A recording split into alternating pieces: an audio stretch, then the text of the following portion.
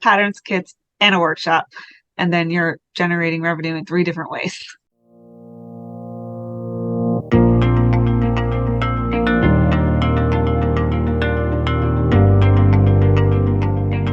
Welcome to Quilting on the Side, the podcast where we uncover the secrets to turning your passion for quilting into a profitable side hustle.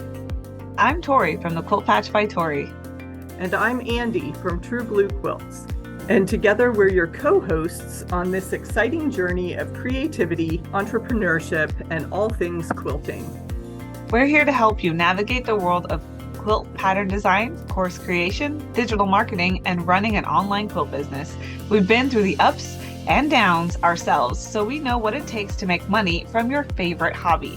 One of the biggest topics that quilters face, especially when they're just getting started and they may be doing their business part-time, is how can I make reliable, recurring income? I can't always be at the long arm in my case. I can't always be away from my family teaching classes to make money that way. So what's the recommendation?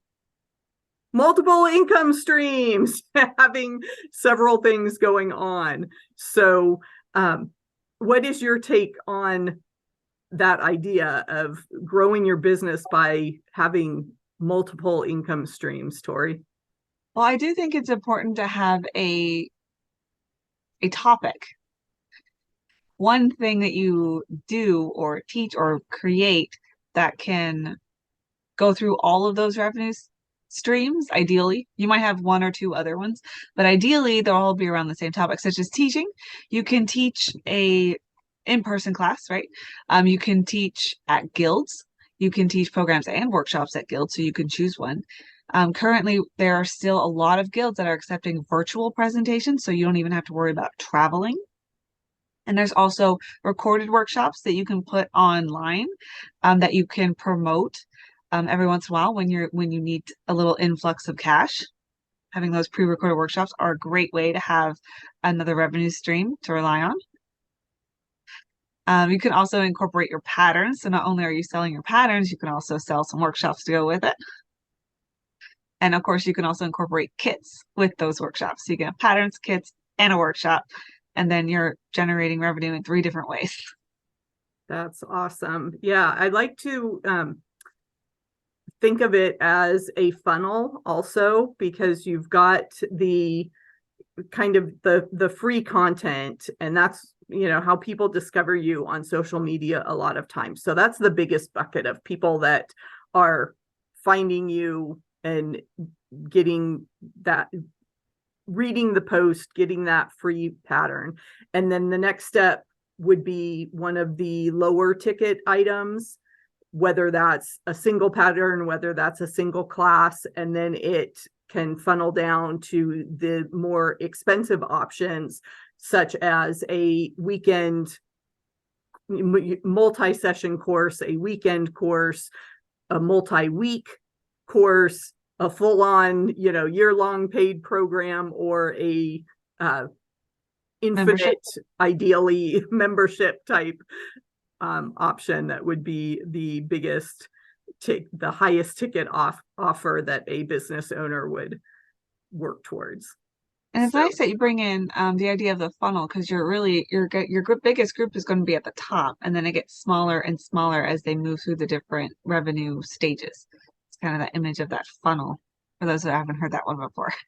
Yeah, it really it helps, and it's encouraging too that no matter how big or small your funnel is, it can get very tiny. So if you make an offer to 10 people and one person ends up buying that higher ticket item, your funnel is working. You just need to get more people in at the top, so then you get a few more trickling out that very bottom issue. Because I know the numbers game can be disheartening sometimes to people that are, we see success as those $1 million, hundreds of thousands of dollars of revenue, how am I going to support myself on a $12 pattern? And that's where having several things that can build on top of one another can get you to a dollar amount that can make a difference, whether it's paying that extra bill, or covering your cable bill, whichever Yeah. category it is, or saving up to do something bigger with your family. That's a great goal to have. Yeah, I think it's interesting how you brought up success and then the different ways you can be successful, because it really depends on what you're doing this for. So success could be making six figures, but it could also be like one of my goals and my determinations of success when I first started was to be able to pay for my Starbucks. Like I really want to go to Starbucks almost every day. And one thing I had to do was figure out how to pay that like $200 a month Mhm. just so I can get Starbucks like guilt free and easy without having to worry about it. So that's where my level of success was am I able, not necessarily need to go get Starbucks every day, but can I go get Starbucks every day? That was like my measure of success. That $5 or $6 a day is just going to be there, and you don't have to scrounge for pennies in the car seat to find Exactly. enough to get that treat. So yeah, that's a good feeling. So if people are trying to plan out how these different income streams can come together to make a monthly payment, what tips and tricks can we offer people? So it's funny you should ask, Andy. We have the Quilting on the Side revenue planner. Um, and it helps you break down not only what your goal is for the year, it kind of helps you break down, or it does break down into monthly goals, but then it takes on a second sheet all of your different revenue streams and adds it up for you so you can see how close or far away you are from your goal using all your different revenue streams. And there are some examples already built in so that you can, if all you have right now is a pattern, you can see what we've been talking about in terms of adding some workshops and other paid options there to increase your bottom line. And you can go over to YouTube, and we will have a tutorial video to show you exactly how this works, and some different numbers that you can plug in. But that resource is available to you. We'll put a link to the revenue planner in the show notes, or you can visit YouTube or quiltingонtheside.com. We try to be in all the places. Yes, we do. We try to read all the places. Keep in mind it is exactly a Google Sheet, so it works like Excel. So that's what you're getting into. So we're going to have you download it and save a copy so you can put in your own numbers.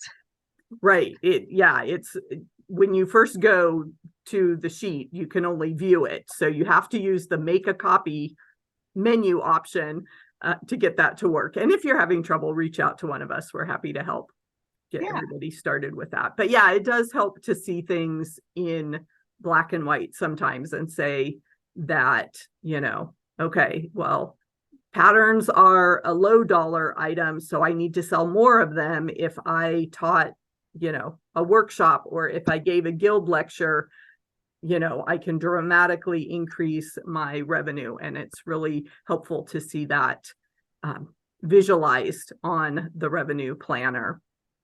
So when people are setting goals, what advice do you have for them if they're just starting out, or maybe they've tried this for a little while, a few months, a year or so?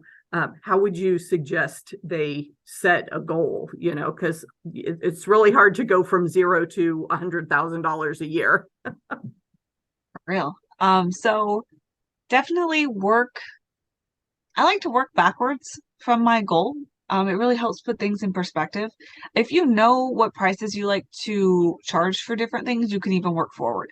But I tend to work backwards with monetary goals. So if I want to earn, let's say $12,000 this year, I need $1,000 a month. So how am I going to get there? How many patterns do I need to sell? How many workshops would I need to sell to make $1,000 a month? And then that way, when things fluctuate, I can see where I need to put more work into, where I need to put more marketing into, where that kind of thing. So it helps work my way backwards. Mm-hmm. How do Yeah, you like I to set a like goal? doing um, kind of incremental things. Obviously, if you have experience, if you have a baseline, you can use that. Okay, I want to do, I want to double my money in the next quarter or the next year. You get to decide the time frames. So maybe a 50% increase is a good goal, and then put a stretch goal to double it.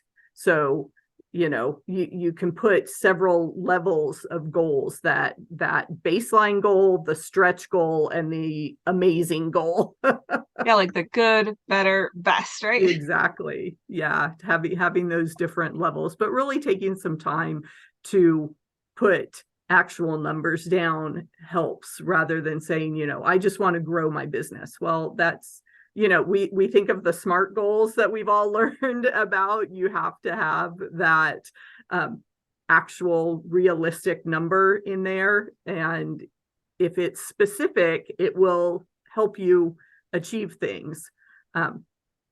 So once a person has a goal in mind, what do we need to do to break that down and actually achieve that? Can you give us any tips on that?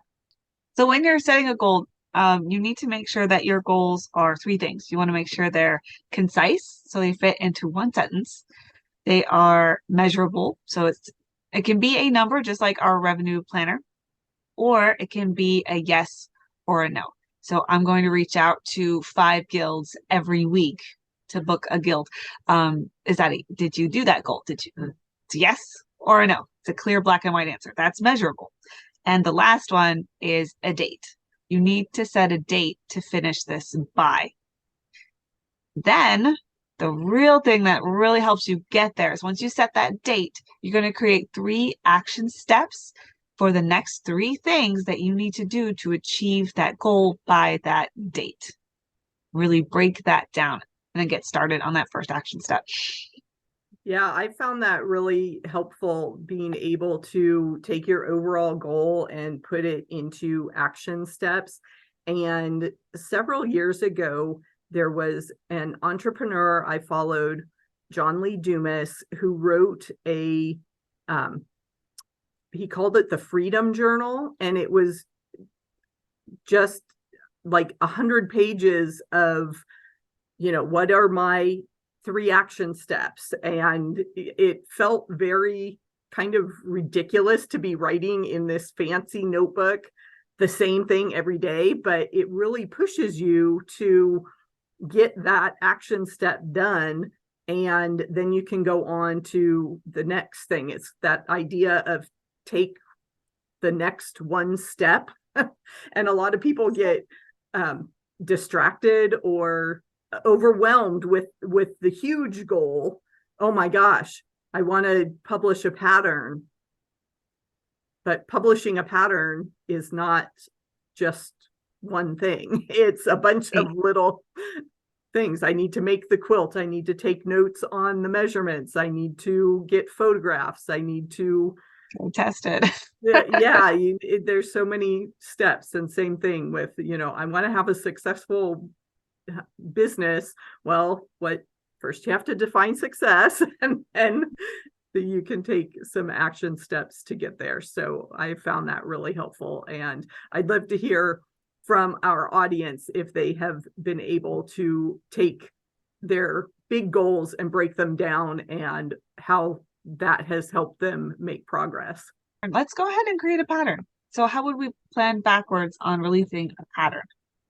So let's say we have a sketch of I got a feathered star pattern on my notebook here. So we've got a sketch of a feathered star quilt, and we want to create a pattern and publish it. So first thing we're going to do, we're going to make our objective or our goal subjective, but we're going to make our goal concise. So I want to publish my feathered star pattern. Then we got to make it measurable. Yeah. So that's going to be a yes or no. Did you publish it? Did you not? And then third, the date. So let's say this is a little more complicated block. It's got a lot of little pieces in it, star shaped. So it's probably going to take a while. So I'll give myself about 4 months to really concentrate on this quilt and this quilt only. So 4 months from now, I'm going to write that down. Now I've got 4 months to write this pattern up and get it published. So I got to work my way backwards. What do I need to do to get this done? So if I'm not sure what I need to do first, I will brain dump. I will write everything that I can think of that I need to do for this. And then I'll go back and I'll circle, okay, this is what I can do real quick or real first, really. And then build my way up and create those action steps. So with a pattern, typically you're going to need to figure out the measurements. Would probably be one of the first things, and then figure out the directions. And there's always people to help. There's Facebook groups for just about everything.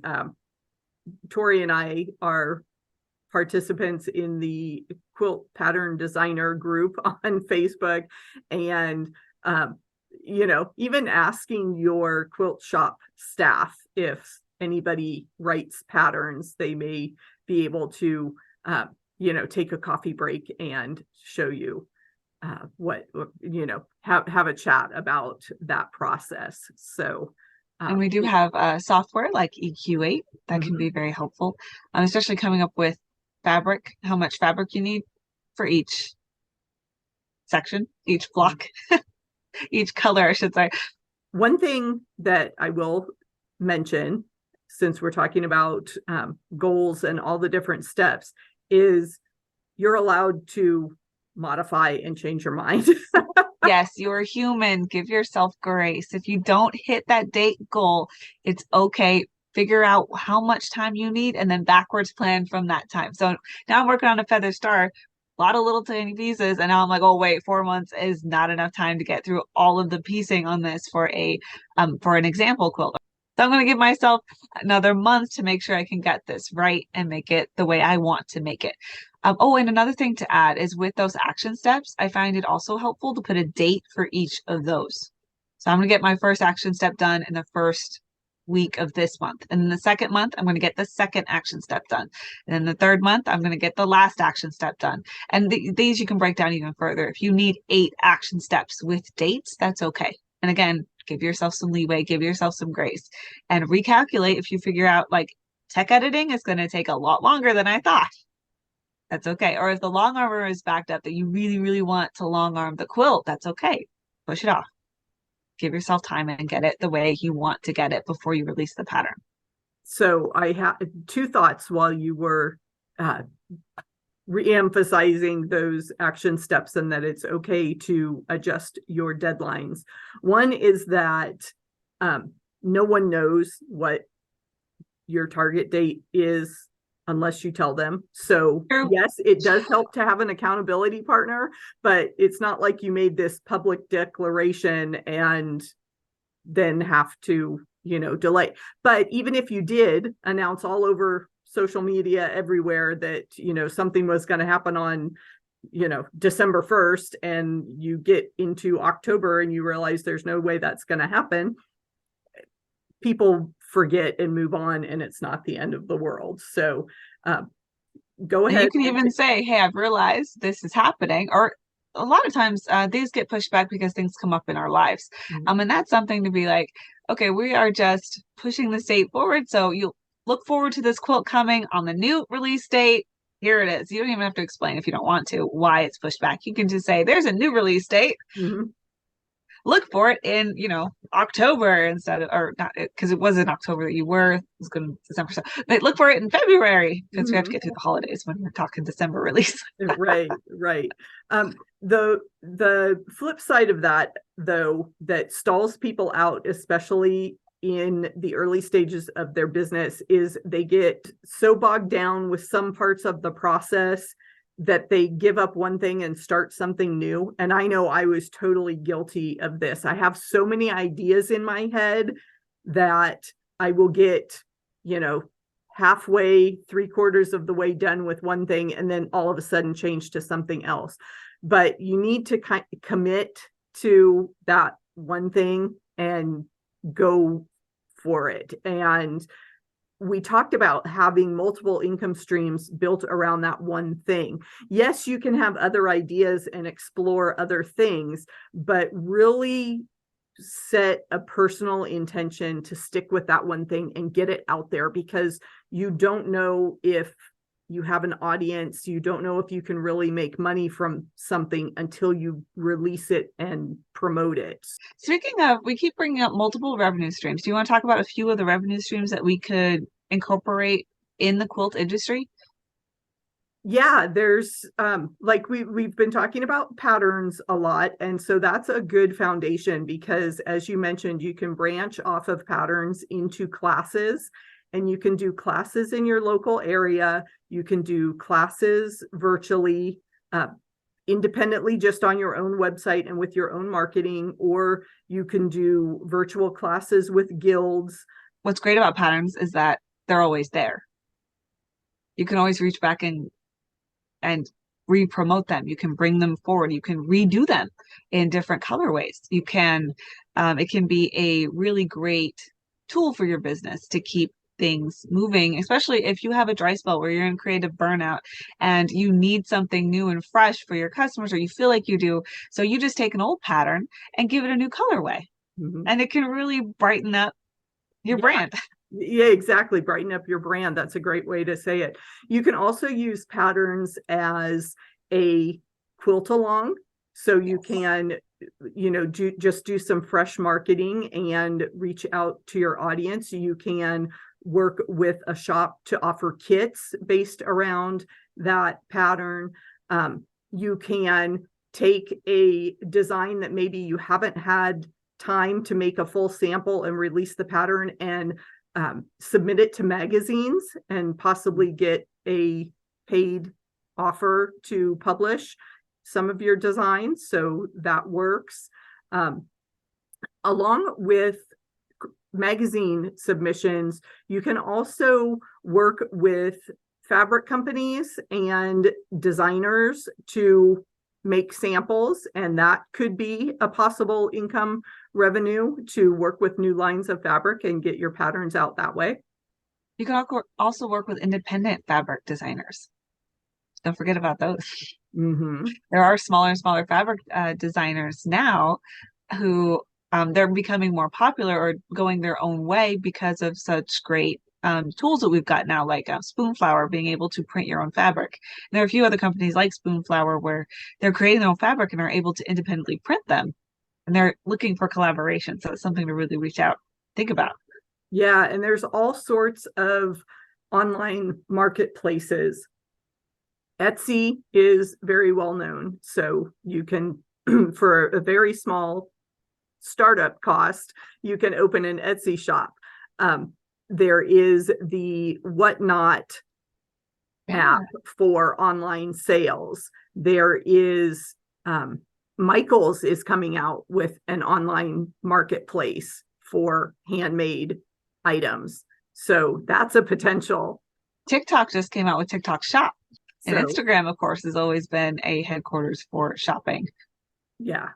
So there's all sorts of places to market that one pattern and generate these multiple income streams. And when you get 6 patterns or more, you can even reach out to a distributor and see if they're interested in distributing your patterns, working with you.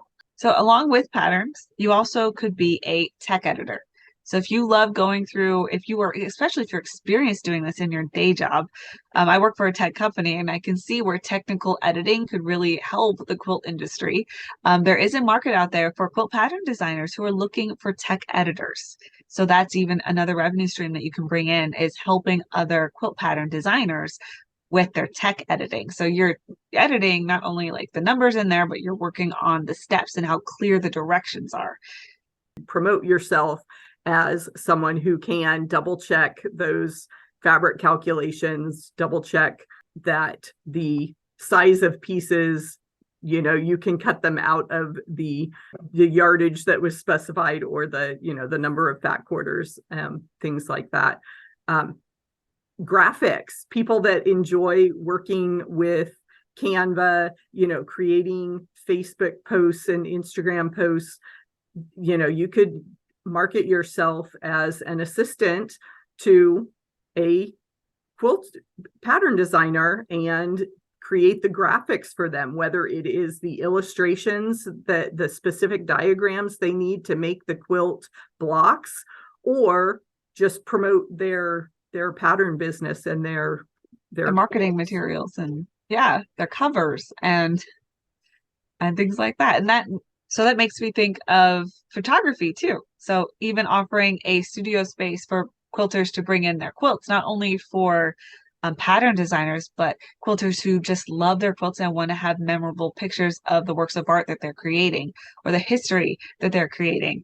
And along with that, another revenue stream I'm thinking of is fabric design that you can have printed on your own, or you can reach out to a larger company with a portfolio to show your designs. There's also long arming, as Andi does. Having a quilt business as a part-time supplement, you want to think about the mix of options, because long arming is very labor intensive. Or if you were going to even offer something like a binding service, tell people that you'll bind their quilts for them, you have to realistically think about the time you have available. If you have a full-time job, you may not want to be working every night and all day on the weekends, physically doing whichever quilting service you offer, whether that's the long arming, if you're doing quilting on your domestic machine, if you're taking commissions, if you're doing binding. So factor that into the income, and definitely charge for your time. Yes. I'm going to make this quilt for somebody. How much should I charge? Well, there's I know my fees for just doing the quilting step, but if I had to take that from the very beginning of making the quilt, you definitely, even if it's not full retail minimum wage, make sure you're at least getting, $5 to $10 an hour for your time, and keep track of that and factor that in. When I first started my business, that's what I started doing was quilting. I was making quilts to sell, and I ended up just kind of dwindling down to baby blankets and memory quilts, because the supplies and the cost of my labor and my time and eventually my expertise, it was just I couldn't charge what I needed to charge. And that's when I pivoted and started pattern designing and then teaching those patterns. And that became really fun and much more lucrative, let me tell you, less labor intensive. And thinking of labor intensive, I'm also thinking with long arming, having a computer can help cut that down too, but that's also a huge added expense and an investment that you really have to look at. Like Andi said, you got to make sure that you have the time to commit and the drive or the want to commit all your extra time to doing something like that to help pay off. Because that can be a lucrative way to pay off the machine too. But you have to have the time to be able to do that. So hopefully we have given you a good variety of options if you wanted to put multiple income streams into your quilting business. And Tori, thank you for sharing your goal setting tips with us as well. We always like to ask, who's inspiring you right now, Tori? I'm taking a workshop right now, and I met a lady in there who shared such a miraculous story about coming from a different country to America. She was homeless, and it was just her and her brother.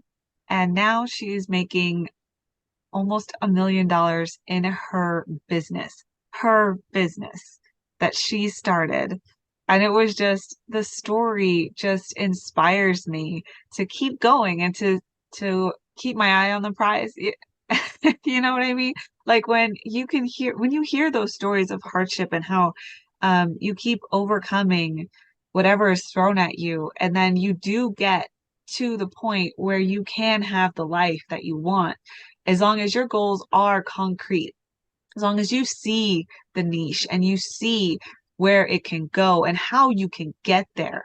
Um, that was super inspiring. And I don't want to share her name because I don't want to give out personal details. Her story was just amazingly inspiring for me. Like I was crying while she was talking. I was just like, oh my gosh, if you did it, anyone can do it. And that keeps me pushing through my side business because I do eventually would love for the side business to become my full-time business. And I can see it happening in the next couple of years. I'm really excited about that. So, Andi, who's inspiring you right now? Well, I just spent a weekend with a bunch of teenage girls. They're getting ready for their senior year. And so just to all those kids out there getting ready for the next step, I think that's really inspiring. And it makes me a little introspective and reflective on my life so far and all the times that you just get the chance to start over and do something new. What you are doing right now isn't the thing that you have to do the rest of your life. So I find that very encouraging and inspiring to go ahead and, you know, go for that dream, because sure, you know, you have time. If it doesn't work out, you can always try something new. Thanks for spending time with us, and make sure you have fun and do a little quilting on the side.